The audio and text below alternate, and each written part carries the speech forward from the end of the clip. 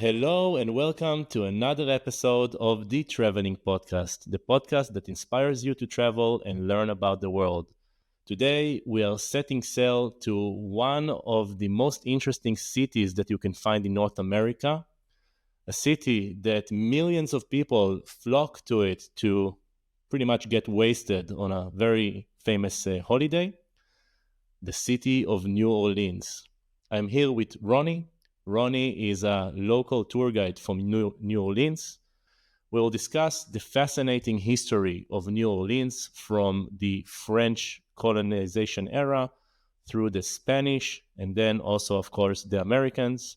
We'll talk about the amazing food that you can find there, like the gumbo stew. And of course, we'll talk about New Orleans from the African history and as the birthplace of jazz music. So, ladies and gentlemen, give a warm applause to Roni. Thank you very much, Itamo. It's great to be here. My pleasure, Roni. It's good to have you here. So, Roni, let's start with the main question of why New Orleans? Why to come to New Orleans? Why to travel there? Well, I'll start with my personal journey to New Orleans. Here's the thing. Actually, I just said it the wrong way. If you're local, you say New Orleans, not New Orleans. This is kind of a debate that I have with my father. I first came to New Orleans exactly 10 years ago. It was very random. A friend of mine had moved down here from New Jersey, very cold to a little bit warmer weather. And she said, why don't you come down to visit me? Now, I'd been to the U.S. many different times to a few different cities like New York, San Francisco, Chicago. And I come to New Orleans and all of a sudden everything feels very different than other American cities. First of all, you walk around, it does not look like America. It looks more like Europe. So French, Spanish, Caribbean style. We'll probably talk about that a little bit later. But the people felt so different. People in the U.S. are very nice and polite, but I felt that the warmth in New Orleans is exceptional and kind of reminds me of back home in Israel. So people stop, they say hello to you, they ask you questions, they want to hear your stories, and they really want to tell you their stories. And also they call you mama and sweetheart and honey and that kind of thing, which you wouldn't find in New York, for example. And it does really remind me of Israel back home, because in Israel, we say kapara, neshama, motek, like your name. So it's very, very different, and I felt very, very much at home. So that really attracted me to it. But also because I like to investigate about history, I wanted to see what made New Orleans what it is today. Just as an example, I found out there was something called free people of color during the time of slavery. At the time, I thought that all people from Africa that came to the Americas were enslaved. I didn't realize that at the same time of slavery, there were free people of color. And this was something very, very unique in Louisiana versus the places, the colonies that were colonized by the British at the time. So that's very, very different. And of course, there's the music. So New Orleans is where jazz was born, and now there's all kinds of music in New Orleans. And like you said at the introduction, people come here to get wasted. And Yeah. one thing that you can do in New Orleans is walk around with a plastic cup and drink, which is not the case in most other American cities. Right. And this starts with Bourbon Street. So Bourbon Street is very, very well known today as the party scene of New Orleans, but the way it kind of became the way it is today is because in the pretty much from the 20s and 30s all the way to the 50s, Bourbon Street was where you had the more fancy saloons. It actually started from the Prohibition period, where it was kind of the place where you'd go to the speakeasies and get your illegal drinks. But it evolved into like more lucrative saloons where you'd go with your lady to have a good meal, a good drink, enjoy some good music. But then the 1960s roll around, and who are roaming the country at that time? Hippies. I'll give you a hint. Woodstock. Yeah. Exactly. Hippies. So hippies, do they have enough money to buy those expensive drinks on Bourbon Street? Hell no. Of course they don't. So But people are very business savvy in New Orleans, so those club owners, they see that they can't get those hippies to come in and buy expensive drinks. What they do is they open a countertop at the front of the club, and they sell them very cheap drinks in plastic cups and tell them to go on their way. And that is how we got something called the Go Cup. You can't say to go cup, it's the Go Cup. So they get a cheap drink in a plastic cup, and they kind of go bar hopping in Bourbon Street, and that is how Bourbon Street becomes what it is today. It's interesting that this is the first thing that you are saying here on this episode, because my first impression of New Orleans was when I was maybe 14 or 15 years old. I got to watch a movie called Easy Rider, which is a very famous movie in the American movie history. It's with Dennis Hooper and I think what's his name, Fonda.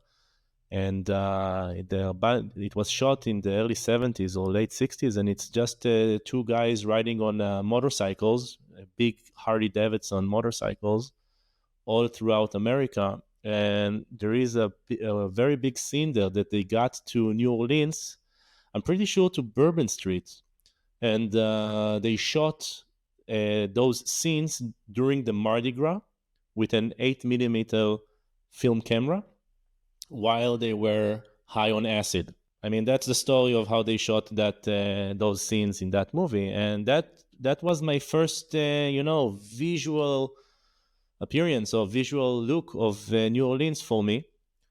And for some reason, I always thought that this is a party city, and I think that this assumption of a party city comes way back from its early history, not only from recent years. And before we talk about Bourbon Street and the French Quarter and what there is there to do and see, let's just talk a little bit about the history. So how come New Orleans has so much of a French influence and Spanish influence in the city? Yeah, well, first of all, I'll give you a 60-second timeline of New Orleans. So we have the Native Americans, and then we have the French for about 60 years, 40 years in the city, 40 years in the city itself. Then you have the Spanish for 40 years, the French again for 20 days. 20 days. This really happened. 20 days. I mean, in officialness, I would say it was more like 3 years, but no one told the people down in New Orleans that it even happened, that there was a switch. But in practice, the French come for 20 days. And then in 1803, we have the Louisiana Purchase. Now, the way it started, so that was your kind of recap of what we have in New Orleans and Louisiana. But the way it started back about 400, 500 years ago, the Europeans want to, basically, if you want to control the trade in and out of North America, of that continent, you wanted to control the waterways. So they want to control this big river, Mississippi, which means big river in Native American language. At the time, they thought this river flowed from east to west and would help them open up the trade with China. So obviously, it does not flow from east to west, it flows from north to south. The European explorers start kind of trying to find this river. It's weird, like it's a big, big river, but it's hard to find it. So it starts with Henry de Soto. He finally identified the river and then was buried in the river. And then about 100 years later, Marquette and Joliet, they also identify the river, but they kind of get out of there because they hear that there are Spanish people around. And we go to our main hero of the story, which is in the 17th century. There was this guy called Sir Robert Cavalier de la Salle. So he was a French guy living up in Montreal. It was yet to be Canada. And he hears of this vast land that is watershed by the Mississippi River. And if he controls this, he can have this huge, huge land that's even bigger than France. So he kind of rolls down the Mississippi River all the way to the Gulf of Mexico with another adventurer called Henry Tonti. And how hard is it to find the mouth of the river when you're going downriver? I don't know. You tell me. Not very hard. No, it's not very hard because you just keep going down and you hit the Gulf of Mexico. So at that point, he and his buddy, they arrive over there. They erect this big flag, this big cross, actually. Next to it, a coat of arms. that has the symbol, the fleur de lis, which was the coat of arms of the House of Bourbon. That's how we got Bourbon Street. And they say that this entire land that is watershed by the Mississippi River belongs to Louis XIV. Louisiane means of Louis in French. So this huge, huge Oh, territory, yes, which is way bigger than the state of Louisiana today. It's actually more or less a third of continental United States. So wow. all of that is Louisiana. Mm-hmm. All of that is Louisiana. And, well, great. We just declared this territory belongs to France. The year was 1682, but we need to also settle it. So he goes back to Europe. He organizes a few ships with soldiers and settlers, women, children, all that kind of thing. They're very excited. And now they're not coming from downriver, obviously. They're coming from Europe to the Gulf of Mexico, and everything at the mouth of the river kind of looks the same. So there's different tributaries of the Mississippi River. There's marshes, shrubbery.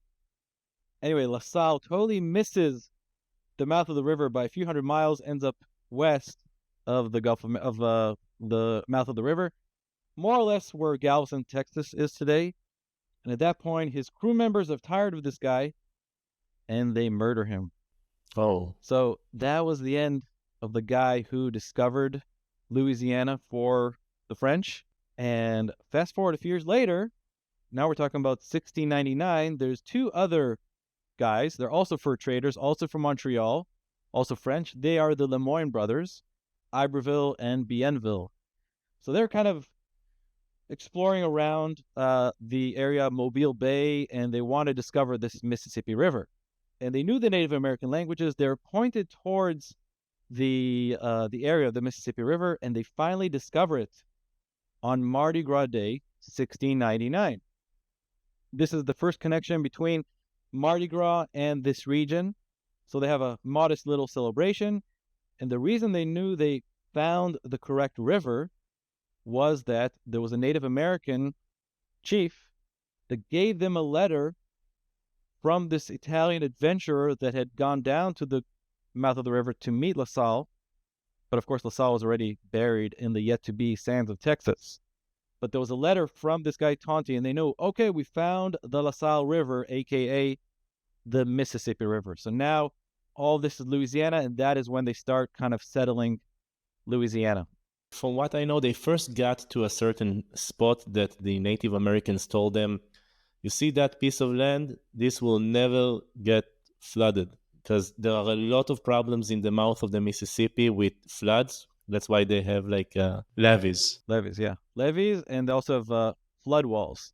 Yeah. So they told them this is the spot that won't get flooded and settle there, and that became the French Quarter, the heart of New Orleans. When you go there today, and a lot of visitors that go to the French Quarter, they look at the buildings there, and they say, "Wow, this really looks like a Spanish town."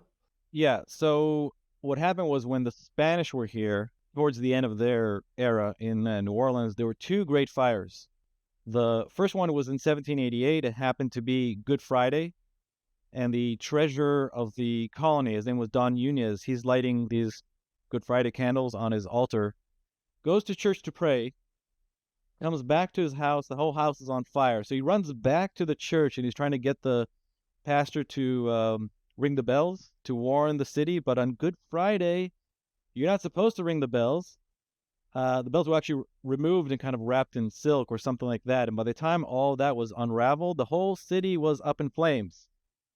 And then 6 years later, there were some kids horsing around on Royal Street by a hay store. So pun is intended this time, horsing around hay store. And yeah, I just came up with that recently. Anyway, they knocked down some candles on the hay. The whole city, again, is up in flames.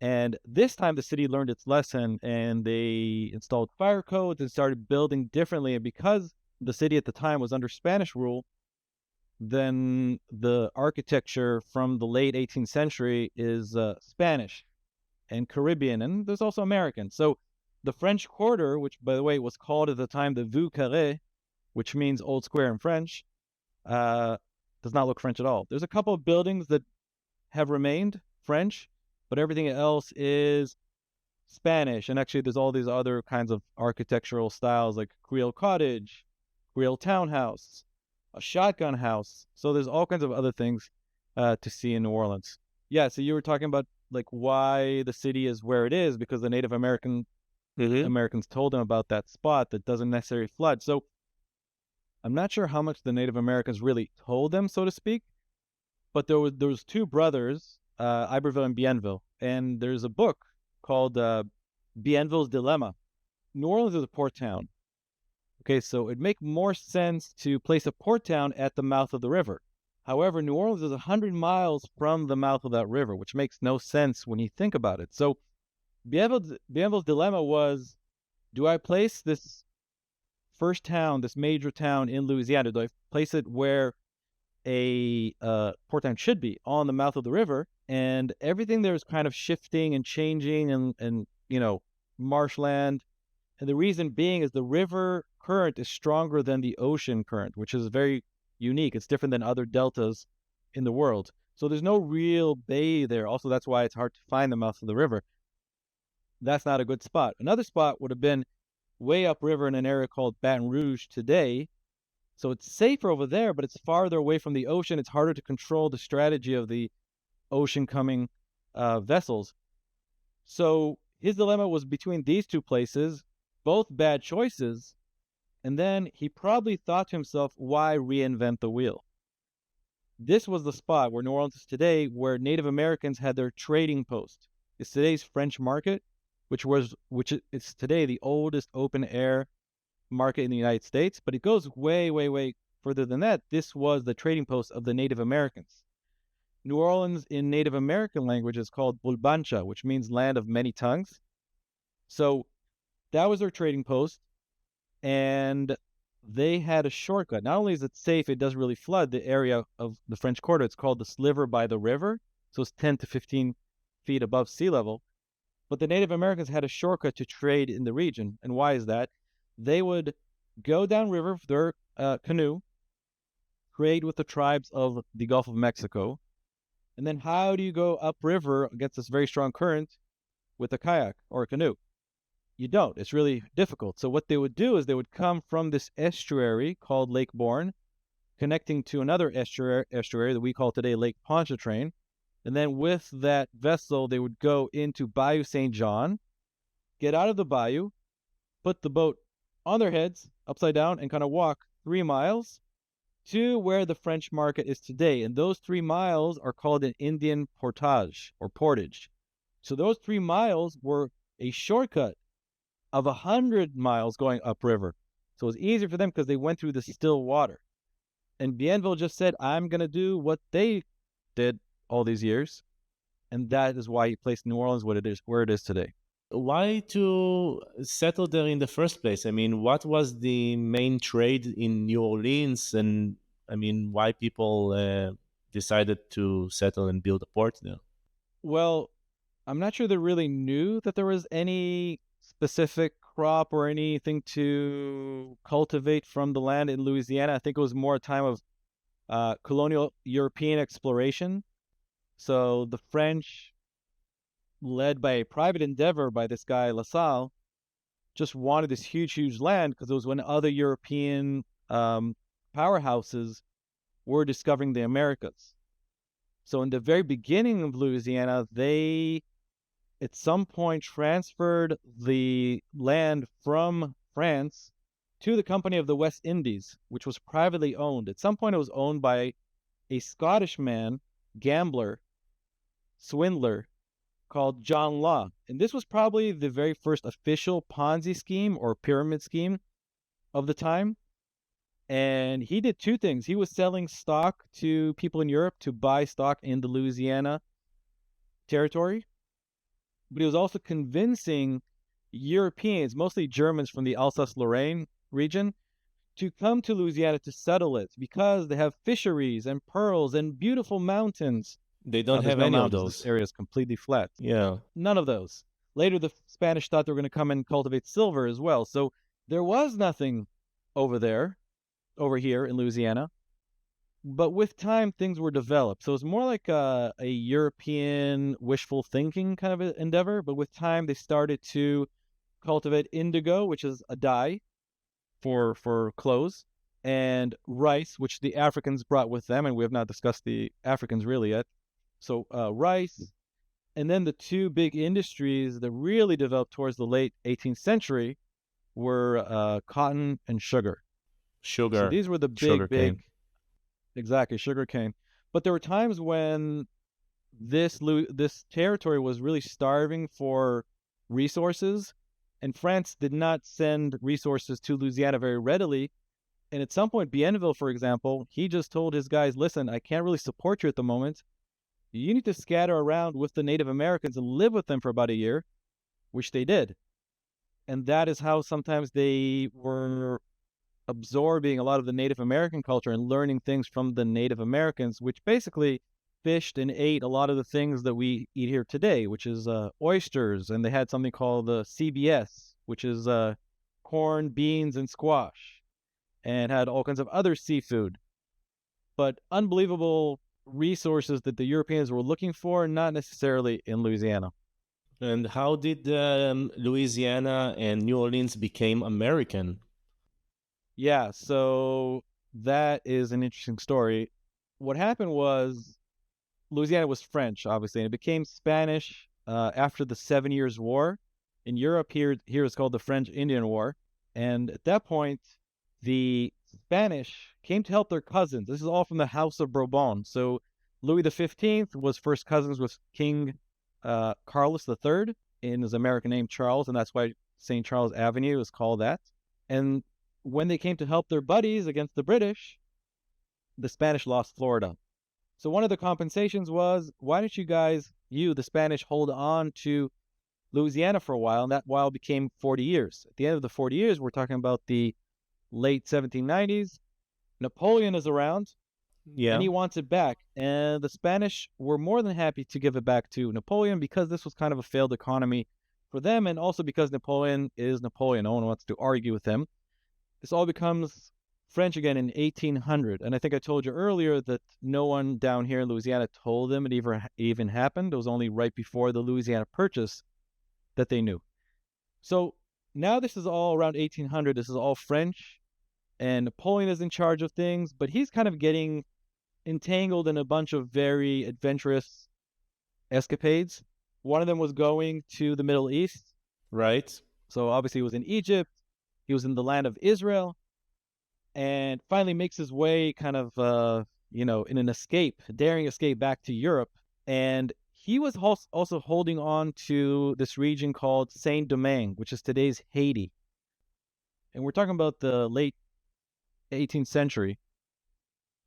And what's happening in Saint-Domingue, there's a huge slave revolt. Probably the biggest and most successful slave revolt in history. It was about 500,000 enslaved Africans against about 50,000 non-slaves who had lost. And Napoleon sends his forces over there trying to kind of put things in order. And the reason that he wanted to control this area was the sugarcane industry. Right. So everything was kind of connected. Saint-Domingue to North America. The white gold of I'm that sorry? time. They called sugar the white gold of that time. It was, I think, the most consumed product in the world. Whoever controlled the trade routes for sugarcane basically could sponsor their wars. So that's why Napoleon wanted it in the first place. Exactly. So it's definitely the white gold of the time. And once they discovered how to granulate sugar, including in Louisiana, this was also more or less the late 18th century, it became even more lucrative because you could actually export sugar when it's in its granulated form. So anyway, Napoleon's soldiers are dying in the thousands of yellow fever, which is a whole other story that's also connected to New Orleans. And he's seeing that slowly he's losing grip of Saint-Domingue, or Haiti of today, and of the entire Americas. Now, at that time, the Americans had the right to deposit goods in the New Orleans port, deposit goods and upload goods, and use the New Orleans port. And the reason was it was under the Spanish. And there was a Spanish governor called Galvez he had fought during the American Revolution. So even though officially this was not part of America, or rather the United States, they had good relationship with the Spanish, and they had the right to deposit goods and use the port of New Orleans.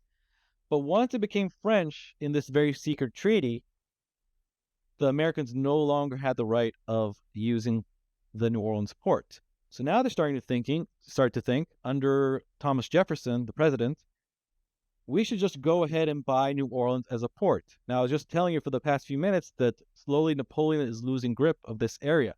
Right. So the Americans send their negotiator to Paris, and the story is that Napoleon is kind of lying in his bathtub, and this guy Livingston approaches him and says, "Hey, Mr. Napoleon, can I please buy New Orleans for $3 million?" And Napoleon says, "You know what?" I'm not going to do the French accent here, but anyway, Napoleon says, "Instead of just buying New Orleans for $3 million, why don't you just buy all of Louisiana for $15 million?" Yeah. And overnight, the United States double its territory, and this becomes part of America.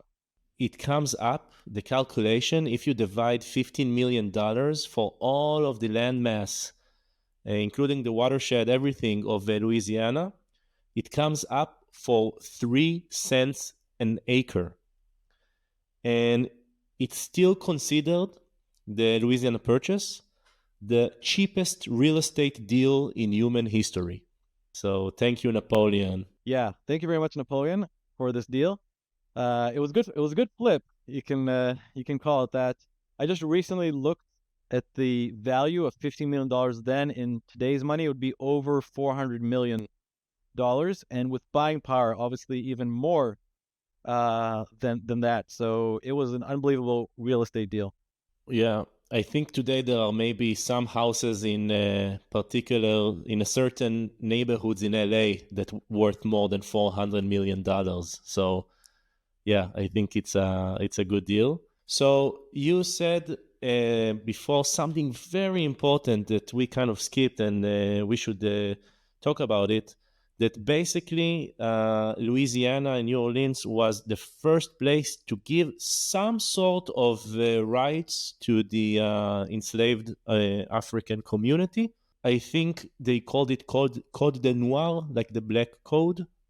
Yeah, that is a very big part of Louisiana. So the city was founded in 1718. Up until that point, if the French would use any enslaved people, it was the Native Americans. Now, they weren't exactly very good slaves because they knew the territory. It was their home court. They could escape. The year later, 1719, the French bring their first enslaved Africans to Louisiana. So it was about 4 ships. It was from the Senegambia area. And 5 years after that, they codified what you just mentioned, the Code Noir. So it was a set of about 50 articles that regulated what you can and cannot do with your enslaved people from Africa. However, the very first article of those 50 in the Code Noir was no Jews allowed in the colony. No way. Yes, it's very strange when you think about it that the Code Noir, which discusses the African enslaved people or the black people, because it was called the Code Noir, discusses Jews to begin with. But here's the main point. The main point was everybody here was supposed to be Roman Catholic. So the French Catholic and later the Spanish Catholic, then it was called the Código Negro, they wanted to make sure everybody here was Roman Catholic, so no Jews, no Baptists, no Protestants. And they were afraid of the financial competition, but also they may have been afraid that if the Jews, for example, brought slaves with them, that was a thing, they would convert them to Judaism. So everybody here was supposed to be Roman Catholic. So the next articles, of course, discussed what you can and cannot do with your enslaved people. One of them was they had the day off. Now, this was not from the kindness of their heart. They wanted the enslaved Africans to go to Mass, to go to the church, to go to Mass. Right. The other article that was really important to what we're discussing here was emancipation. So under the French, you could save money potentially, and ask your owner to be emancipated, and he wouldn't necessarily agree, then you'd go to the French Supreme Council, and potentially you could be released, and you become a free person of color. Under the Spanish, it was even more liberal. There was something called coartación. You could own property separately from your owner. And if your owner did not agree to release you, you could petition to court, and the court would determine the price of your freedom, and then you would be released. So this kind of created a new caste of people called the free people of color. But I want to go back to how we get to jazz, really. So yeah, there was that one day off because of going to church. But after church, and in general, the Catholics, me, when I was growing up, I thought of Catholicism. I thought it was very, very strict, Catholic Right. marriage, that kind of thing. But really, Catholics, at least the French Catholics, were all about having a good time, enjoying life, joie de vivre. So after church was over, they could actually go and party and do other things. So the same for the enslaved Africans. When they left Mass, they would go and congregate all over the city, by the parks, people's backyards, by the river, and they would have these drum circles where they would preserve their African culture, their language, their music, their dances, even voodoo. So there's West African voodoo, and there's also Haitian voodoo that eventually came to New Orleans. So they would have these drum circles all over town. And when the Americans show up in 1803, they don't like all this partying all around town. They're very intimidated by it. They were afraid of a slave revolt, which did happen in Haiti and even happened in Louisiana in 1810. So they had legitimate concerns in the times of those Right. days, in times of slavery. So they decided, instead of completely shutting down all these African celebrations, they're going to focus it in one spot so they could police it. And this spot was called Congo Square. Today, Congo Square is part of Louis Armstrong Park. So they would police it. These parties would kind of start after church. They would kind of go into this trance of voodoo, of song and dance. It was coming from Senegal and Gambia, and later Congo and Angola under the Spanish. So all these various instruments, string instruments, and later drum instruments, and that evolved throughout time.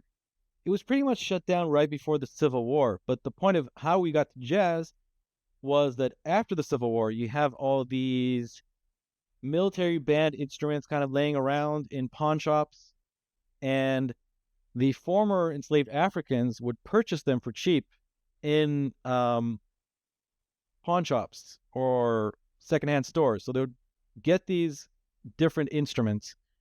And there were also the former free people of color who were very kind of high society. They would go to operas and theater and learn classical music and go be educated in Europe.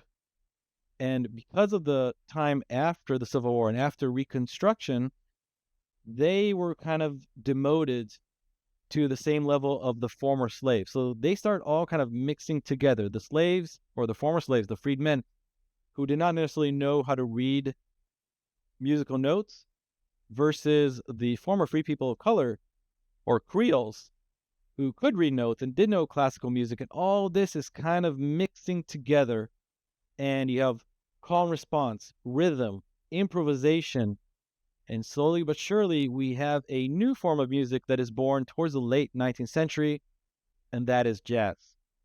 That's amazing. Amazing.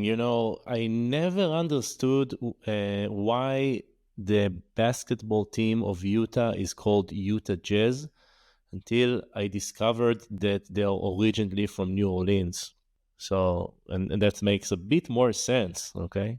It's funny you mentioned that, because the former building of the New Orleans Jazz team is right there in Congo Square, where jazz began. So there is a deep connection there, huh? Very much so, yes. I know there is a very good jazz festival, an annual jazz festival in New Orleans. I think it's called Jazz Fest. And I heard it's really a good time to come to New Orleans during that time. But obviously, there is a much more famous festival taking place each year in New Orleans. You mentioned it before. It's the Mardi Gras. What's the story of the Mardi Gras? Mardi Gras starts in Louisiana from the times of those two brothers who discovered the Mississippi River. So Mardi Gras 1699. Actually, the first Mardi Gras was celebrated in Mobile, Alabama. And we don't have any problem admitting that here in Louisiana. We just say it started there, but we do it better. Now, Mardi Gras is basically, it's in French. It means Fat Tuesday. And it's the day right before Ash Wednesday, and then the 40 days of Lent leading to Easter. Yeah, you're supposed to give up meat. So that's why the same thing in Brazil is called Carnival. So you give up meat, you give up all kinds of things that you kind of celebrate in life, but you give it up for those 40 days. And then Mardi Gras, Fat Tuesday, right before Ash Wednesday, when you put the ash on your forehead, is that last day of celebration. So it probably starts as a pagan celebration from the Romans and the Greek, but eventually the Roman Catholic Church adopted this as that one last day of celebration before you're supposed to go into Lent. Now, here in Louisiana and other places in the world, people probably interpreted that one day of celebration into a little bit longer. In Brazil, as far as I remember, it's about 6 days. Here in New Orleans, it could be even 6 weeks. It really depends when Easter happens. So Easter kind of controls how long the season is. So if Easter is later in the year, then Mardi Gras is longer. And Mardi Gras here does not start on Mardi Gras Day. It starts on January 6th. And when is the Mardi Gras Day? Okay, so Mardi Gras Day this year happens to be February 13th.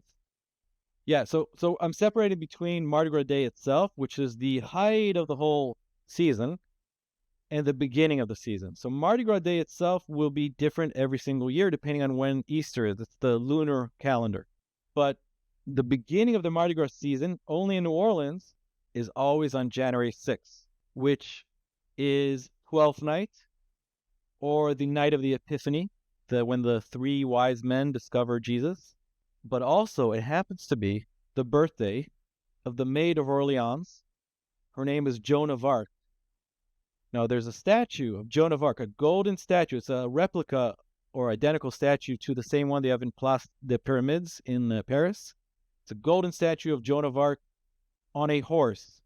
So on January 6th, every single year, somebody climbs up to the statue, puts some Mardi Gras beads on her neck, and that is when Mardi Gras starts, kind of in a modest celebration. It's a medieval or Middle Ages walking parade on that night, and that is the official start of Mardi Gras. And by the way, in New Orleans, we don't call Joan of Arc Joan of Arc. We call her Joni on a pony. Joni on a pony. So, Ronnie, I want to come to New Orleans. I want to see the city. I have, let's say, 5 or 6 days for New Orleans. What should I do? Where should I go to? Well, first of all, 5 or 6 days is, I believe, if you have a short amount of time, the ideal time. Like I wouldn't do 2-3 days. I would definitely do a very long weekend from Wednesday all the way to Monday, something like that. So that's a great time frame. There's a lot of things to do in New Orleans. The main thing is music, obviously, music and drinking and eating. Okay, if you're an outdoorsy person, there are things to do as well, but I would say the main focus are those. So first of all, Bourbon Street is probably the most, or one of the most famous streets in the world. And you might find locals that will tell you, don't go to Bourbon Street, just avoid it entirely. So I'm not going to say that. I'm going to say you have to spend at least some time on Bourbon Street, just experience. It's a little bit like the Sunset Boulevard in Vegas, only I want to say on steroids. So all the lights, all the sounds, all the music, all the noise, all the people.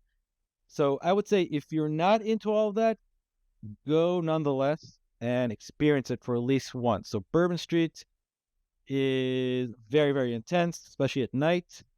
You have, music, food, and dancing, and of course, alcohol. Now, Bourbon Street is mostly cover band style of places, but there are also a few really nice jazz clubs as well. For example, Fritzl's is a great jazz club. The Jazz Playhouse in the Royal Sonesta Hotel is also on Bourbon Street. So to start, I would say spend some time over there. Now, I know we mentioned that around the 1960s, Bourbon Street kind of led to the Go Cup, walking around with a cup and bar hopping. And that was about the time when the good music transitioned or evolved from Bourbon Street to Frenchman Street. So on Frenchman Street, there's this one really concentrated block where you really have all the good clubs. And you can just go from one club to the other, see if you like the music. If you do, great, stay there. If you don't, just move to the next club, which is probably right next door. Most of them are free or have a very, very small cover charge. If they're free, they'll just want you to get a drink or something to eat and just enjoy the music over there. Now, by the way, the reason it's called Frenchman Street is because when we evolved from being French to being Spanish, there were 6 French men who were kind of rebellious, and the Spanish sent their most formidable governor over here. He was an Irish guy fighting in the Spanish army. His name was General Alejandro O'Reilly. O'Reilly. O'Reilly. And we call him Bloody O'Reilly over here because when he came over here, he identified who were the 6 rebellious French men who did not want to be Spanish, and he executed them right next to Frenchman Street, where it is today. And that's why it's called Frenchman Street, not Frenchman Street. So, in other words, that's why it's called that. But Frenchman is where you want to really go and enjoy the really good music. And to know every single night where all the music is all over town, not just Frenchman Street and Bourbon Street, you log into WWOZ Livewire. So it's the local radio station, but it also has a website. And it's got the Livewire, which tells you where the music is all over town. And there's probably hundreds of places. So it can get kind of confusing. If you would just want to know where to focus at first, I would go to Frenchman Street. That sounds very good. I mean, going to a city that is live, it's vibrant, it has a rich history, very unique and interesting history. French, Spanish, American, eating some good food. I heard that Louisiana and New Orleans in particular has some really good food. Can you tell us a little bit about the famous cuisine of New Orleans? Yeah, I would say that the 3 major dishes that I would like to discuss are gumbo, jambalaya, and po' boy. They all sound African. Yeah, that's a good point. So gumbo is a stew. It's a long, sort of slow cooked stew, which you have in many, many cultures around the world, obviously. This particular one is based on a roux, which could be filet, which is an herb called sassafras. It could be just roux, which is French, flour and fat. And it could be okra. So okra, in Israel we call it bamia, and it creates this roux if you cook it. But the name of okra in Western Africa was king gumbo. And the French heard that word and they said gumbo, and that's how we got gumbo. So you're right, it is very much African. So it could be seafood, it could be other sorts of meat with the Holy Trinity, which is bell peppers, onions, and celery, versus the mirepoix, which is the French, which was carrots, onions, and celery. So we didn't have carrots here, we had bell peppers, and that was the substitute. So it's a long cooking dish with that okra or the other kinds of thickeners, and the Holy Trinity, and seafood, and gumbo. As you said, originally the name comes from Africa. Jambalaya, people here used to say, or still say rather, that it's the Spanish paella, comes to Louisiana and kind of got the local twist because they didn't have all the ingredients. But really, most likely jambalaya is from jollof rice, which is also an African dish. So those two are very, very African, like you said. And then the last one that I want to talk about is, and there's a lot of different kinds, but just let's focus on a few. Is po' boy. So po' boy is basically a French bread sandwich with all kinds of things in the middle. It could be seafood, it could be meat.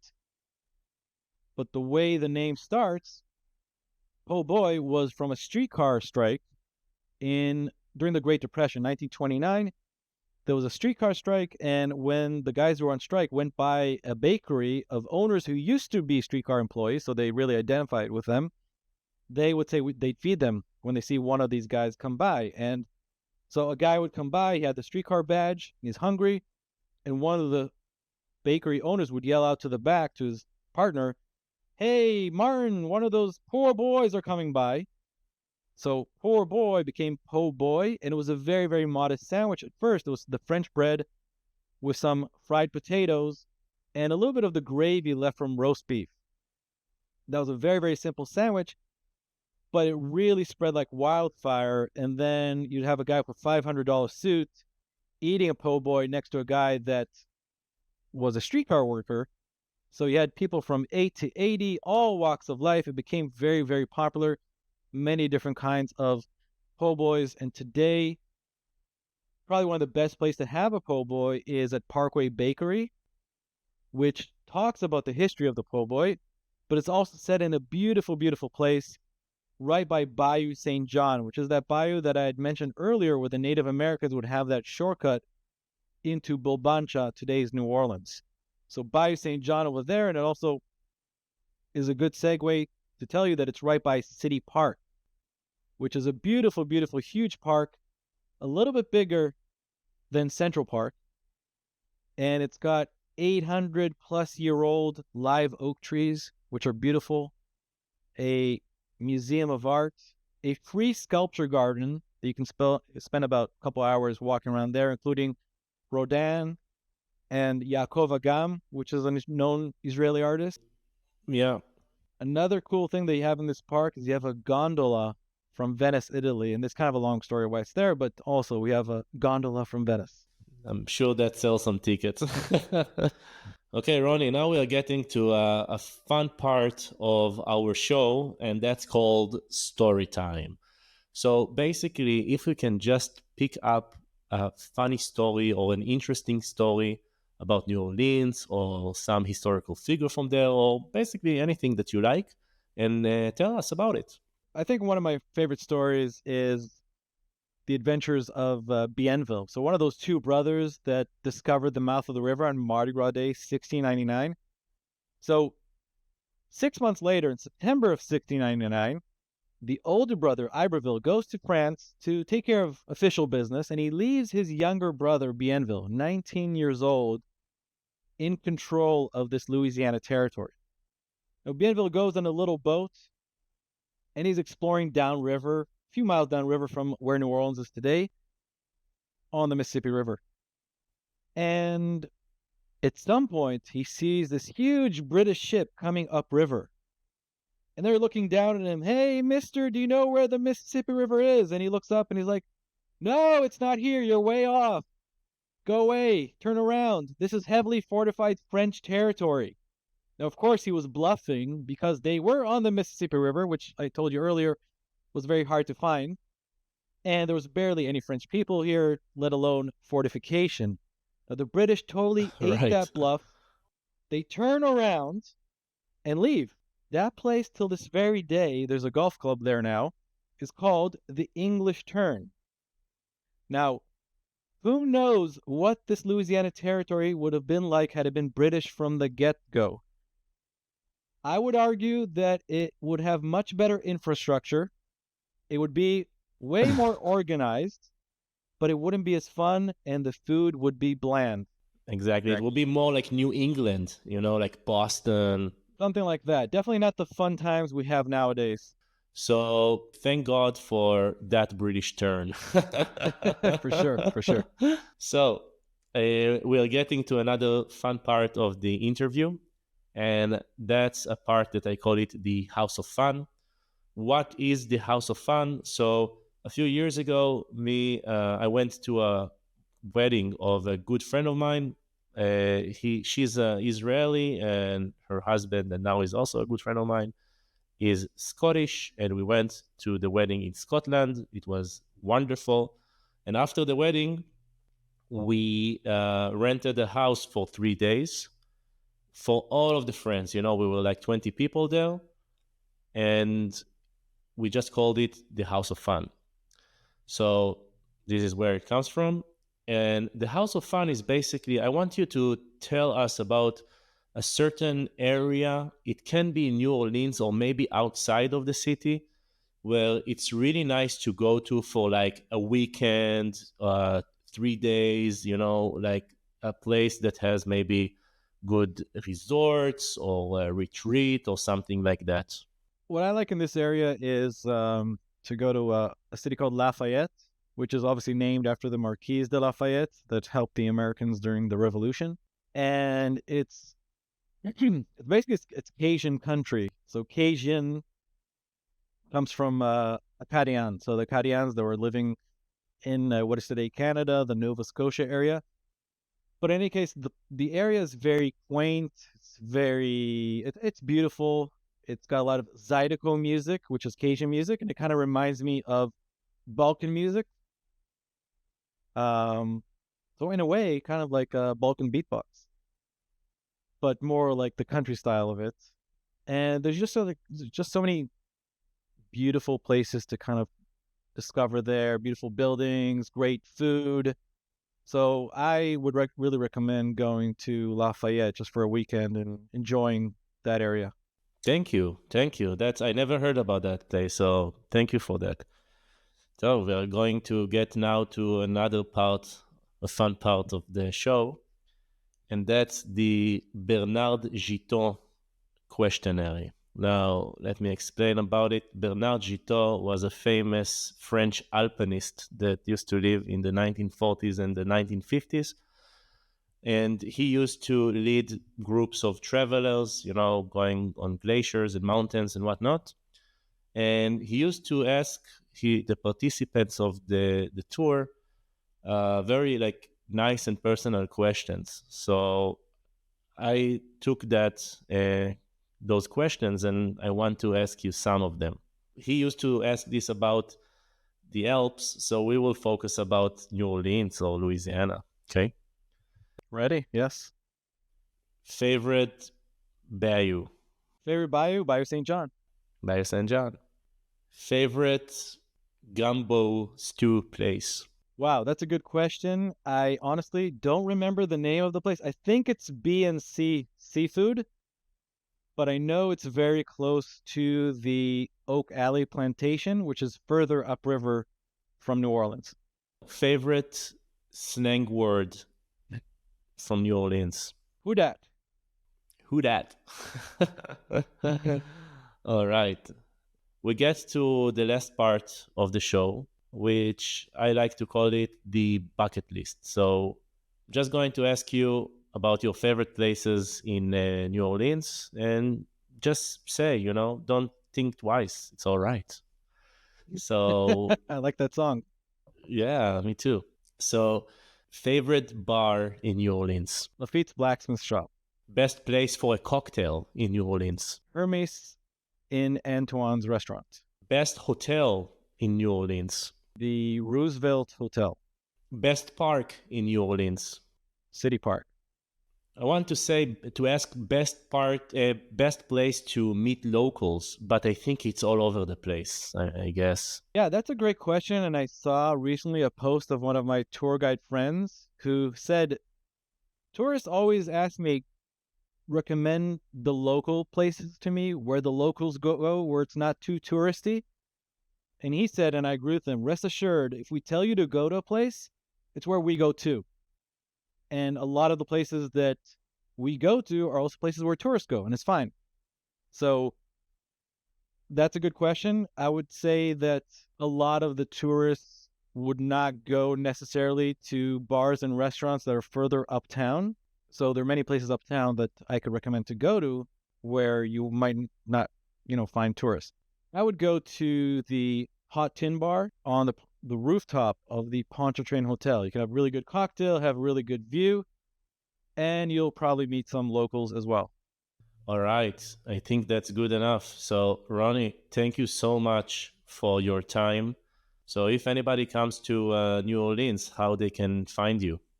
Well, they can log on to my website. It's toursandtales.com. So toursandtales.com. They can find me on Facebook, Roni Bossin. They can find me on Instagram, Roni Bossin. And they can reach me on WhatsApp. I don't know if you have links at the show notes. I can. I will put the links, in the show notes. Exactly. Yeah, so all those, I'll send you those links, and they can find me through those links. And if they were to Google in Hebrew, Israeli guide in New Orleans, or even in English probably, they would reach me probably the first result. So that's another way to find me. All right. Thank you so much, Ronnie. Thank you very much, Motek. This has been a pleasure. Likewise.